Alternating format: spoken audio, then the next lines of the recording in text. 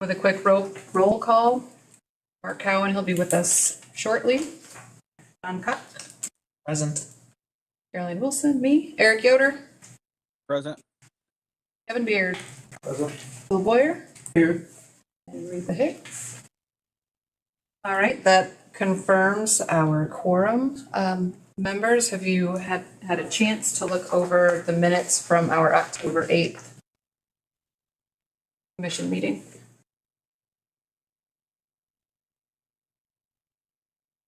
We need a couple minutes.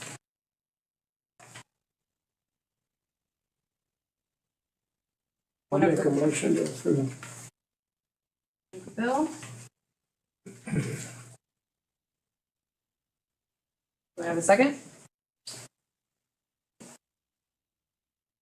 Me to second, even if I wasn't here. Did you read the minutes? I read the minutes. That's probably what happened. Yeah. I'll second. Okay. All in favor? Aye. Aye. All right. We are going to start our meeting today with a public hearing. But before we get started on that, Retha, do we want to take a few minutes to just kind of give a good overview of what the commission has been doing? Okay, so thank you all for being here. I'm super encouraged that the community kind of showed up. It shows that you care, and I appreciate that. We have been working, the Redevelopment Commission has been working on this for quite some time. So I kind of scrolled through some of these. We have a declaratory resolution that was presented to Plan Commission to declare that we are working inside our comprehensive plan. We have done our declaratory resolution here at Redevelopment, and tonight we're hoping to do our confirming resolution. We have the plan. If you guys grabbed one off the table, and if you did not, please feel free to do so. There's a lot of legal description jargon in this plan, which is probably very confusing. There's also a list of things that legally we can spend TIF money on. So basically, TIF money is tax incremental financing. That's what it stands for. And a lot of you received a letter, so that's why you're here. And the letter that you received was probably very vague on, and I'm sorry, I'm trying to get to a page that I want to, but with this on a different screen, it's a little bit confusing. The letter you received, I'm sure, was vague and you were a little confused on what was happening. So our attorney, Tom Pittman, sent a different letter, and I'm going to read that out loud just because I feel like that may be a little bit more explanatory on what's happening. So if you received a letter, that means that you are going to be a part of this expanded TIF district. The TIF district was already existing. So in this area by 69, this is 69 here where my cursor is, if you can see it, all of this area was existing TIF district already. So if you're in that area, you had already been in the TIF district. We are taking it down the right-of-way of US 20 and then heading north on North Wayne Street. So this letter says, in connection with the proposed expansion of the existing I-69 and West Maumee Street Economic Development Area and related allocation area, the Angola Redevelopment Commission is required to provide you with the attached notice. The expansion of the area will not change the property tax rate applicable to your property, nor will it give the City of Angola Redevelopment Commission, the commission, in parentheses, any planning, zoning, or use authority over your property, and it will not authorize the commission to take any action to acquire your property. The commission does not possess the power of eminent domain and has no plans to acquire your property.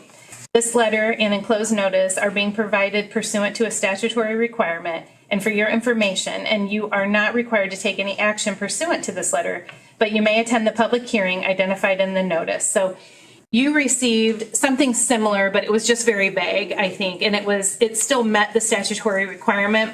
But then we got this one, and I was like, oh, I like this so much better because it actually explains it a little bit. So I wanted to read that to you. So just know that what this is basically if your base assessed value, and our financial firm is here, so they might might correct me on this, but if the base assessed value of your property goes up, if you do develop, if something happens that your assessed value goes up, you are already paying property taxes. You are going to pay the amount that you would have already been charged, but a portion of that could go into our TIF fund, and it can only be used for local public improvement. So as we gather that money, our goal is to do just that. As that TIF fund grows, we hope to use those funds for local public improvement, for incentives for more development in our community, to help with infrastructure needs, all kinds of things that can happen on your property, but we can only use it if it improves something for our public, for our whole community. It is not about anything that's a directive of the city. It's not anything like that. It is just an incentive that we have. So if somebody is looking at a piece of property that we have identified, and we spent probably close to a year, and the board can tell me if they're all nodding their head. This took a really long time. We chose parcels that we felt, and most of the parcels that we chose, in addition, we came downtown, and I'll explain that in a minute, but we chose parcels that we thought we could actually do something to benefit development on. Parcels that maybe they don't have infrastructure in front of them, parcels that just need a little help in order to get developed, something that would improve and be better for our community. So we chose those parcels. We came to the downtown and gathered that block, not because we expect there to be a lot of development in the downtown. So some of you, I've had some residents on the Gale Street area and around contact us. We took those in because a lot of our downtown buildings are aging. The infrastructure is aging. They need some help. And in order to get better capacity in our downtown, they have to go out into the state road, which is very costly, under our pavers and bore under and try to connect and increase their capacity.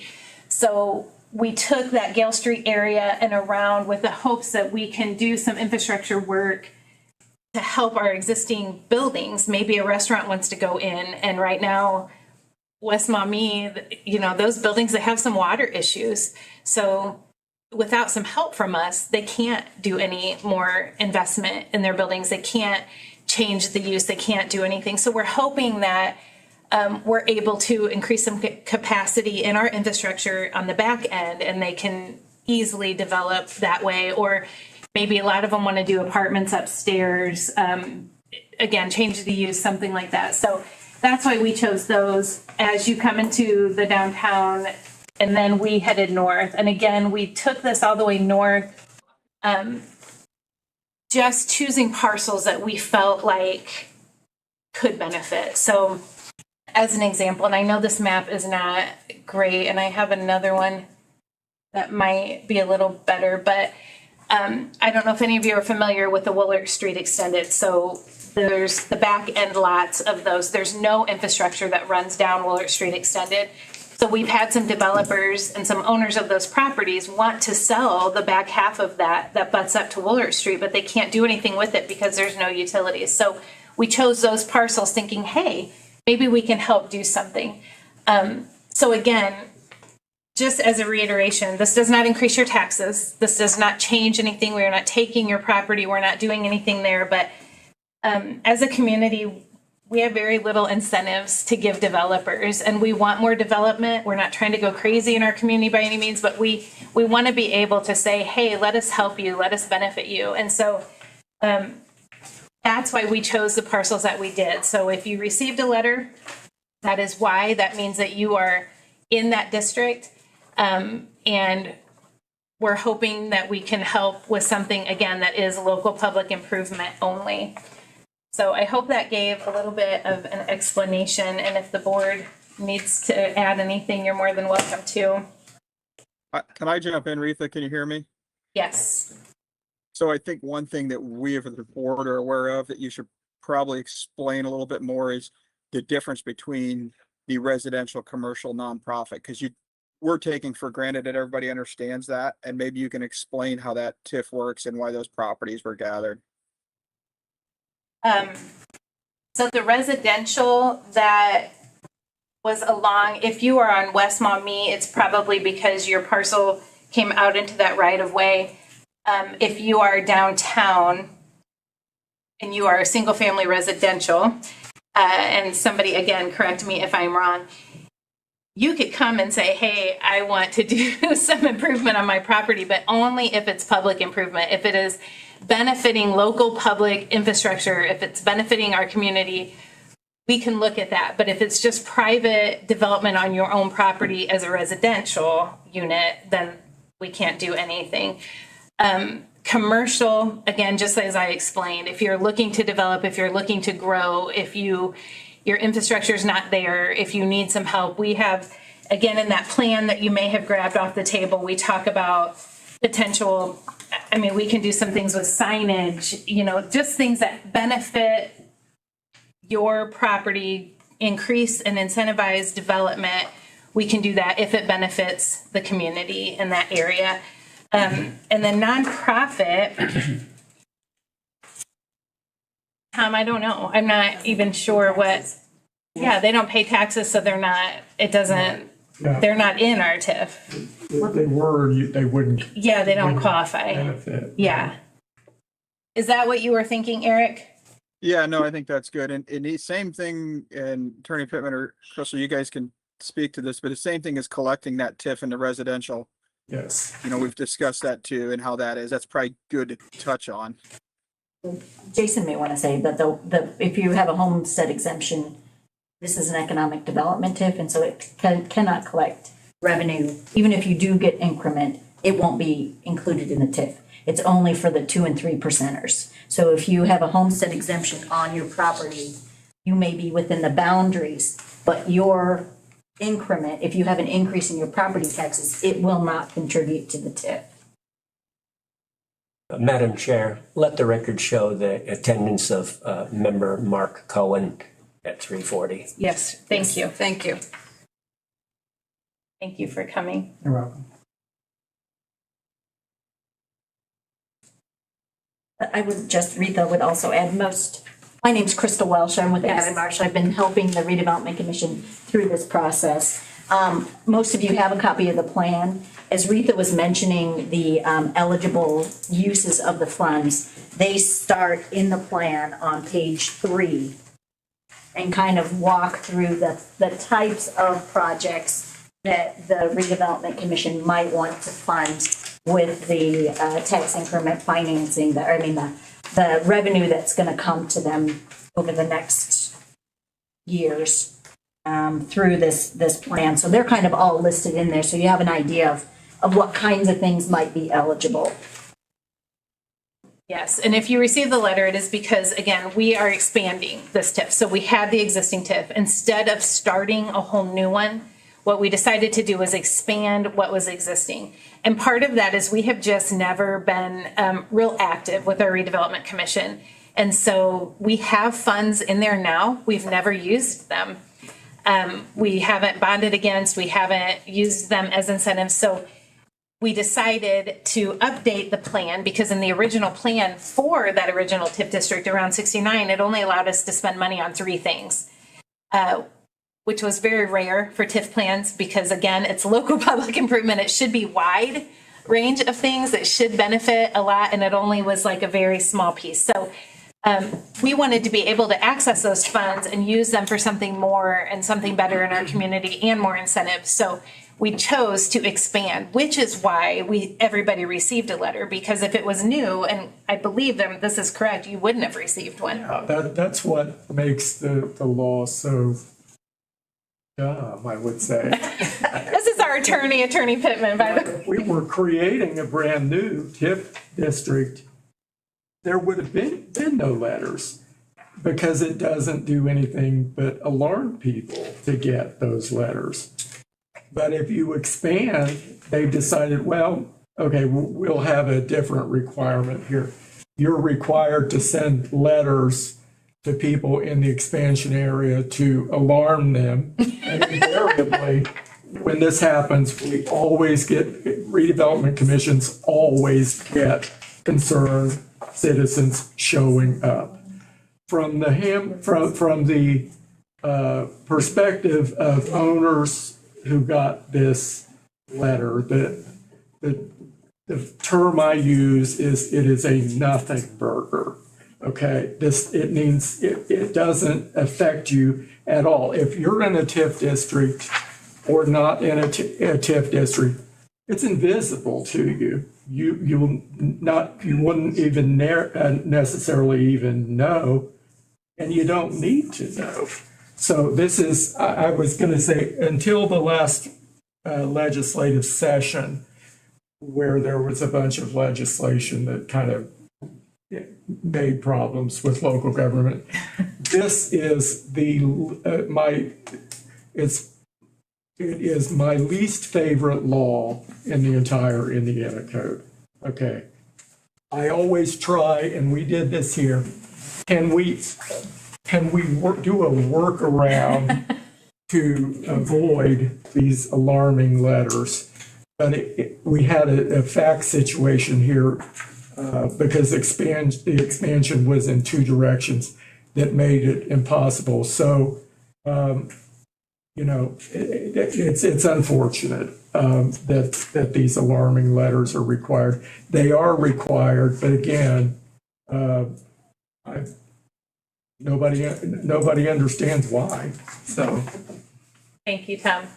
And then Member Beard did remind me, and I appreciate that. So I had said that we hadn't spent any money out of the TIF, and that's not entirely true. The signage over I-69 that was done 5 years ago, something like that. The Redevelopment Commission did feel like that would benefit the city as a whole. So there was some money spent out of the redevelopment fund or the TIF fund for that signage to get done. Okay, I So do we think have now I'm any done. from our, okay, welcome to the crash course in TIF. I hope it's clear as mud for everyone. Yes, thank you. Just as a personal comment, to be fair, this has been a learning process for a lot of us. There have been a lot of questions and we've had a lot of good support figuring this whole process out. So I appreciate all of that and your patience. But if there's nothing else that we need to say, I don't think so. on that note, we'll go ahead and open our public hearing on the declaratory resolution and amended plan. And if you have any comments or questions, you're welcome to Come up to the microphone. come up to the microphone, state your name and address, and speak.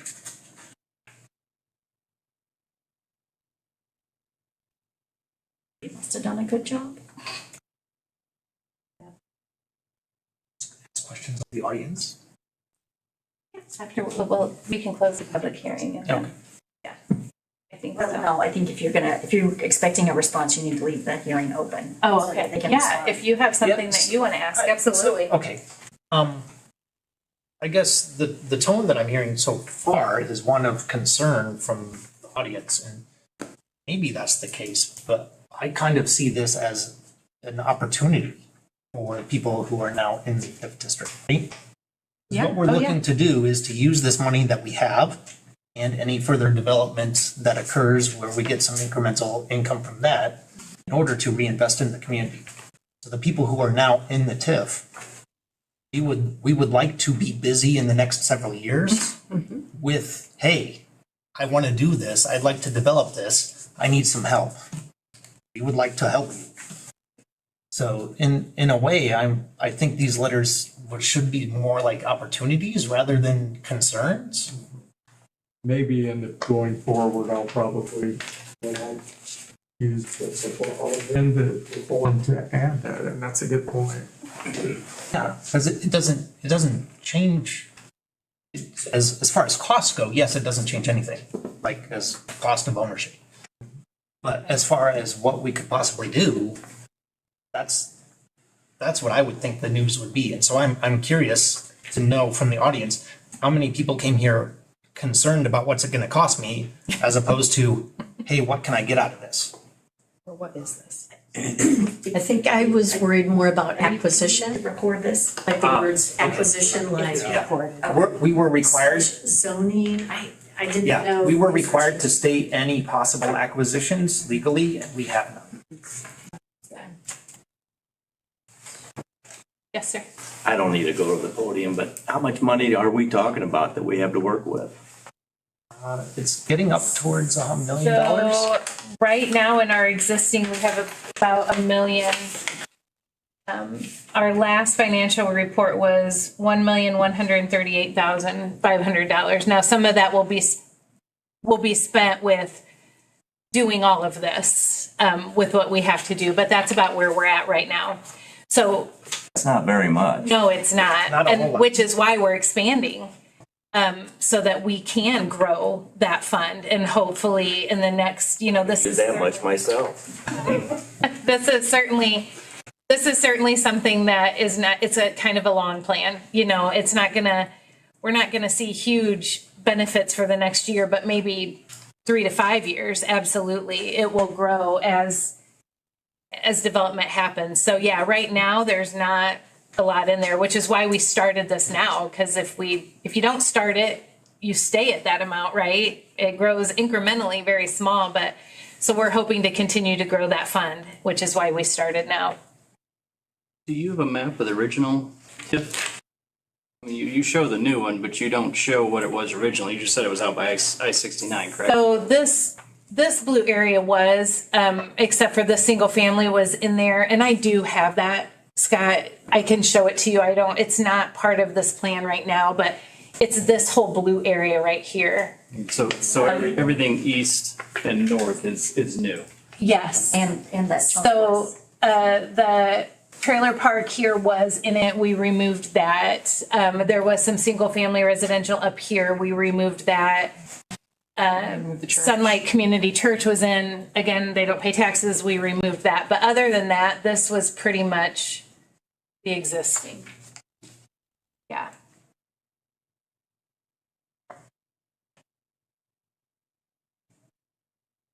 And I'll also just mention, related to your question, page 5 of the eligible activities says that at this point in time, there is no acquisition list as part of the plan, which means they cannot use TIF funds to acquire property. But if the commission would choose in the future to acquire properties, they would have to amend this plan, which is then another public hearing process. And that all sales are negotiated. They do not have eminent domain power. So they would have to reach out and negotiate a acquisition just like any other property owner would. Thank you, Crystal.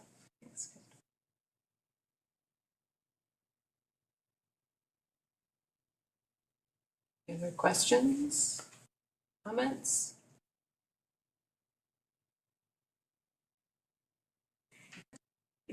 We'll have to close that public. Do we adopt the confirmatory before we close the public hearing or close after? All right, seeing no more comments, we will hereby close the public hearing. And moving on to our next next business, I'll entertain a motion to adopt the confirmatory resolution confirming the declaratory resolution and amended plan. I so move. I'll second. We want to do a roll call? or- Yes, please, a roll call vote. All right, we're going to go ahead and do a roll call vote. So we have Mark and John. I vote yes. Eric? Yes. Kevin doesn't vote. Bill? Here? Yeah. All right. Okay. It's all in favor. All in, yep. So moved. Okay. All right. Thank you, board. That's very exciting. I appreciate everyone's hard work. It was exciting. It was exciting to me, John. It's a nice milestone. Been a wrap up Yes. to all the work we've This has been, doing. yes, again, it's been a year, so I appreciate everybody's support. Our council has been very supportive, and Plan Commission and all of our members, so thank you guys very, very much. Retha, can I make a recommendation? I don't know who's I can't see who's there, but anybody who's here knows what we have for a tool now. And part of Retha's job is to use that money. We don't want it sitting there forever. We don't want to waste it, but at the same time, we have a tool now that we can use moving forward here in the next year. Share that news with other people. If you hear somebody coming to town who wants to do those things, send them Retha's way. So I'm put a plug in there, but Retha does a great job. And if you guys have ideas, send them to her. Thank you. Yes, please do. And Grace, can you, if you get a chance, grab my cards? If anybody wants my cards at the end, we will hand that out and you can absolutely contact me at any time. Yeah. And if you have any other questions, or, I mean, Fort Wayne and Auburn and a lot of communities in our area have been doing a lot of great things with this sort of tool. So if you have any other questions, don't hesitate to find someone and ask. You already have plans for this money? No. We look forward to hearing proposals. Yes, we're ready to spend it, bond against it, do what we need to do. Yeah, no, we just haven't. I think that there's probably some requests coming. We have some potential development out north that I think may be looming, but at this point, no, we've had no requests to the board. Are you gonna help with any of the planning? Yeah. Willing to help with the planning? I'm willing to do whatever I can, absolutely. I mean, I'm not an architect or engineer, but You don't have any of them available? so we have a city engineer on staff, not technically our role to develop or, design your development at all, but we are certainly always willing to help answer questions, look at what we can, get you through the process. Absolutely. Okay. Yeah. Paying for such things with TIP funds, I believe, is allowed, right? Yes, I think so. Plans Yeah. and studies are eligible expenses. Plans and studies are eligible expenses. There you go. Yeah, absolutely. And it takes the creativity of the community to make it great, so. All right. We're gonna go ahead and keep moving on for our annual report presentation from Baker Tilly.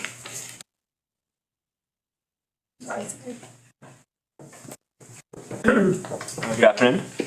Jason Simler with Baker Tilly. Thank you for having me back again this year to do the annual report for the Redevelopment Commission. This is a state statute requirement to where the Redevelopment Commission is supposed to meet once a year and provide information to the community, kind of what we talked about here. What's the purpose of your TIP area? Why you created it. Also, I'm going to provide some estimates of what we're anticipating to collect in the future. So I put together a report similar to what we've done in the last couple of years. I handed that out, so I'll kind of go through that real quickly.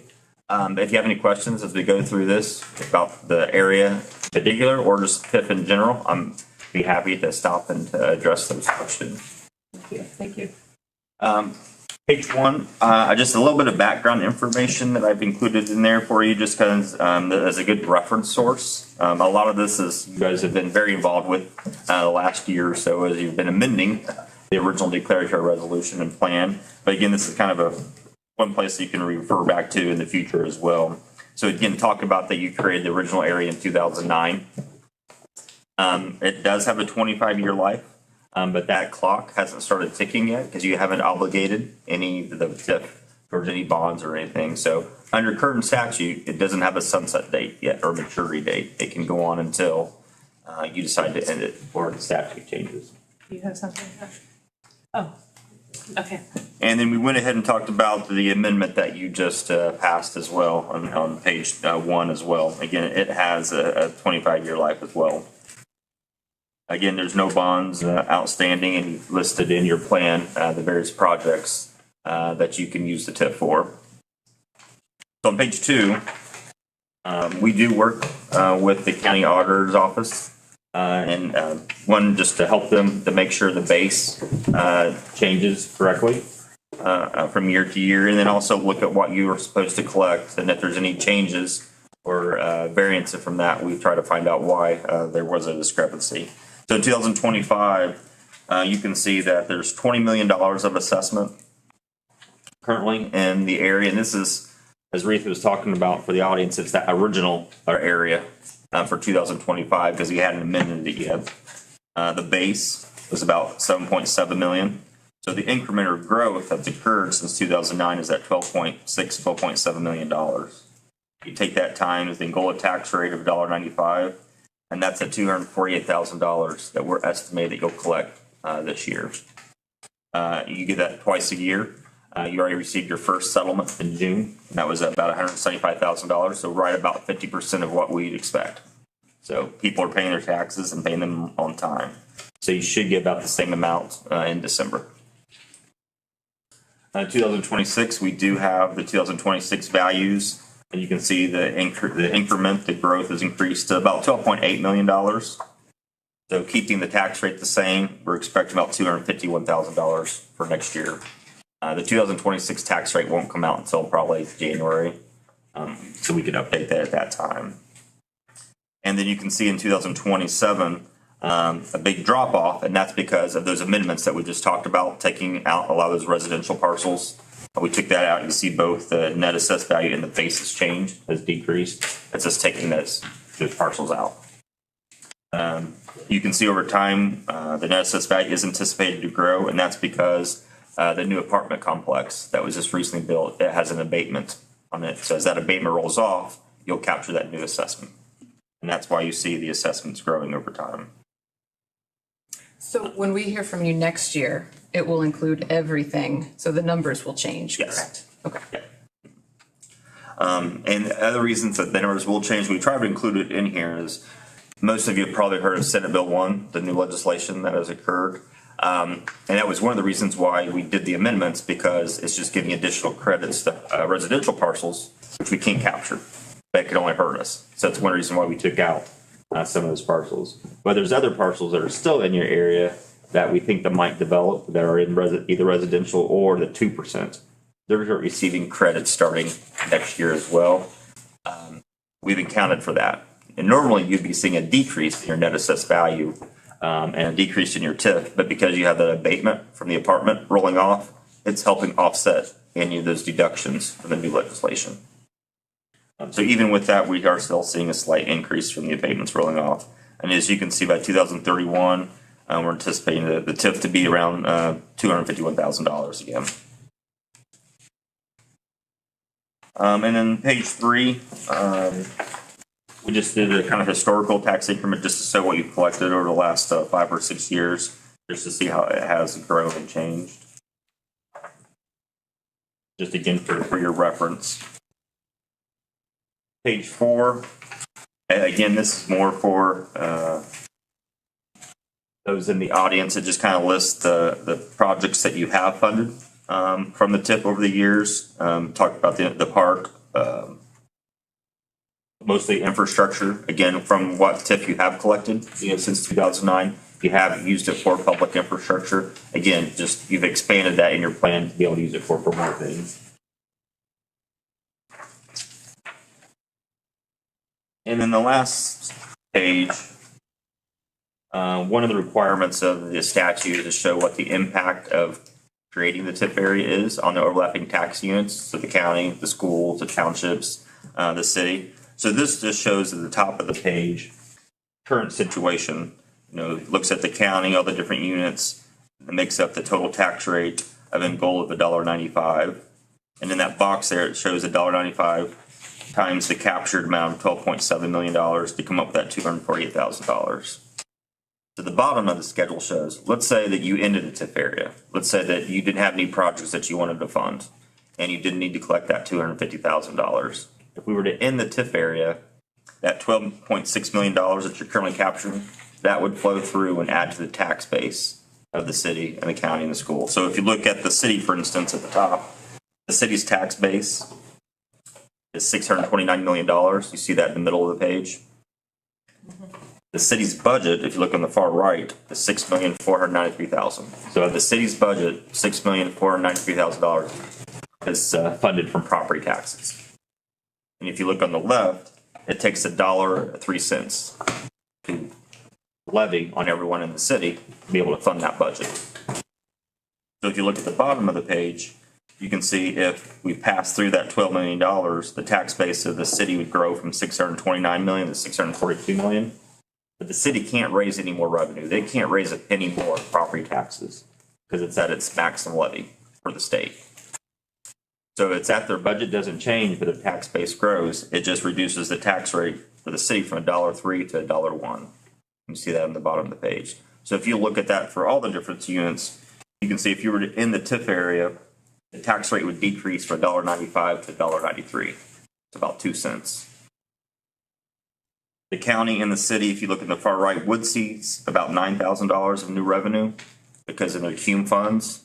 It is rate driven, so as their tax base increases, they could see about $3,000 and $6,000 respectively of new revenue. But in order for the city and the county to receive that, you'd have to forego $250,000 of TIF that you're currently collecting.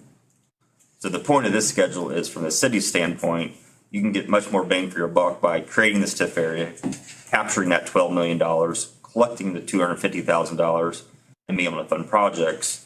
Because the alternative is let it pass through and let your tax rate decrease by 2 cents, which is a positive thing, and which is the goal that, in 25 years, 30 years when this area ends, you won't be capturing $12 million, you'll be capturing $30 or $40 million. And when the TIF area ends, the tax rate won't decrease by 2 cents, it's going to decrease by 15 or 20 cents. And that's kind of the goal of your board, is to encourage redevelopment and economic development, so that once that TIF area ends, you have more to pass through.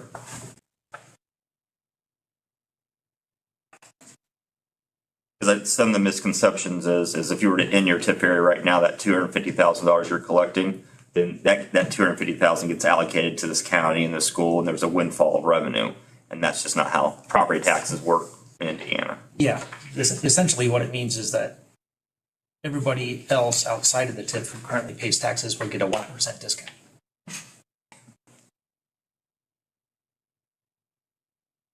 And everyone will eventually see that rate reduction. It's just, we're just prolonging. Hopefully in 15 years, that's not still 1%. Correctly. That's the goal. Yeah. I mean, you want it to be not a 1%, but you want a 10% rate reduction. Exactly right. I'll be happy to answer any questions. Thank you. Yeah, thank you. Thank you, Jason.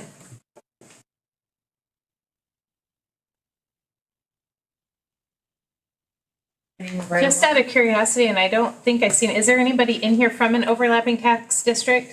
I know they were all invited. Where are you from, sir? Northeast Indiana Solid Waste Management. Oh, okay. I'm Doug Stuckey. Okay, nice to meet you. I've seen your name on emails, but I don't think we've ever met in person. Thank you for coming. My pleasure. Do you have any questions of Jason at all? No, ma'am. Okay. Okay. Is there, that ends our news business. Is there any other, with the other part? I don't think so. Eric, was there anything that we needed? Nothing on my end. Nope, I think you guys did a good job of describing what we needed to do, and we went through the annual meeting, so for the annual report, so that's great. And I have no further reports. Rita, may I pass out handbooks? Yeah, I can help do that, absolutely.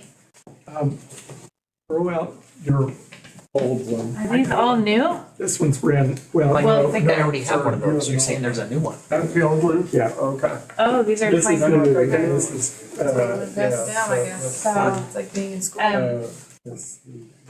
this is, Will there be a test? I'm just gonna give that one. Yeah. All right. but you have an old one. Nope, that's I a new one. didn't, you passed it all the way down.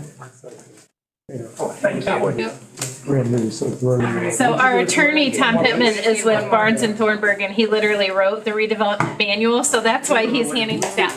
I need For one. being 100 years old, okay. Did Tom, I just everybody need one. here- Nope, I didn't grab one. I Okay. passed mine on down. Kevin, did you get one? No. Do you have one more? Sure, yeah. I have extra. One for Eric? Did you get one for the missing or? No, I did not for Eric. I'll grab one for him. Thank you.